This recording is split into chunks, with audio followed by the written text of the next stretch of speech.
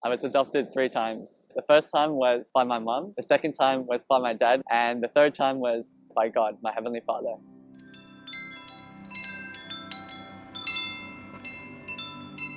I was born in southwest China in a very rural part. My biological parents were extremely poor. They were farmers and lived off what basically they grew. And I had a disability, so I had a cleft lip and a palate. And because of this and the one-child policy, they didn't think they could give me the best life. And they left me in a box for my mom. So that was how I was born and sort of was adopted into this Christian family. We grew up in Asia, serving the poorest of the poor, especially my parents, but they always involved the kids. It's not just about following rules and actually finding a relationship with God that brings meaning to your life. And so I grew up with that, but still always struggled to spend time with God because there's so many distractions in my life, whether that was school, hanging out with friends. I didn't really find time in my day-to-day life with God, and when I did, it always felt very rigid and very structured. When I moved out of home and studied in Beijing for a year, it was the first time I sort of stepped outside my Christian bubble of, having my family and my friends who are all Christian. There's very tight regulations on being a Christian there.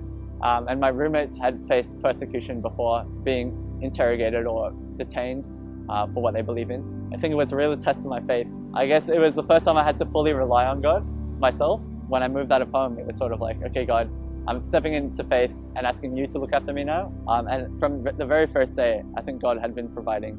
There's a verse in the Bible talking about when we walk in righteousness, it's like a highway. It's not difficult to, go through life. And I've really experienced that with God.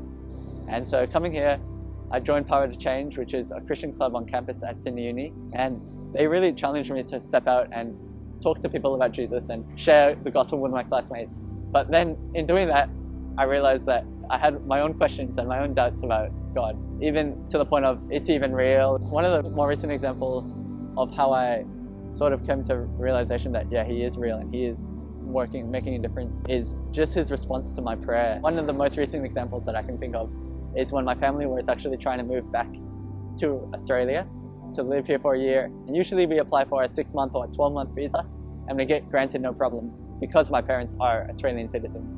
But in this circumstance, they gave us the visa, and then about a month after that, they cancelled all the Chinese citizens' visas. All my mum's plans for Christmas had been ruined because she wanted to spend Christmas as a family. I think it was a week or 2 weeks before Christmas.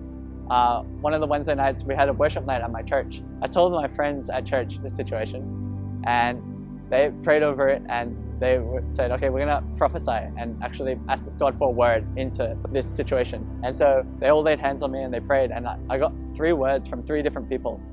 One of them was that it was an image of my family being around a Christmas tree. Another one was that the number 48, and that within 48 hours they would be in Australia. And then the third word was the words, yes, come. I remember sitting, just listening to the message, and then I got a voice message from my mum, and my mum's in tears because she says that the consulate granted the visas 5 minutes before the closing of the government offices. And so it was just God at the right time, giving us exactly what we had needed and what we prayed for, and what he even told us would happen. And so that was a really big wake-up call. I remember the next day I was like, man, this is so freaky because it's such a clear answer to prayer. One of the reasons I also believe in God is that he's real. It's because of Jesus and what it says in the Bible, and the fact that the New Testament documents are some of the most reliable documents in history. So if you compare it to any other figure in history, in ancient history, Julius Caesar, Alexander the Great, the accounts in the gospel are far more accurate and reliable than any of those because of the amount of copies that we have, the date between when it was first written after the events occurred. All these contribute to the authenticity of it. Then just looking at Jesus' life, looking at if he is real, what does that mean? That comes down then to our choice to follow Jesus and to pursue him and seek him.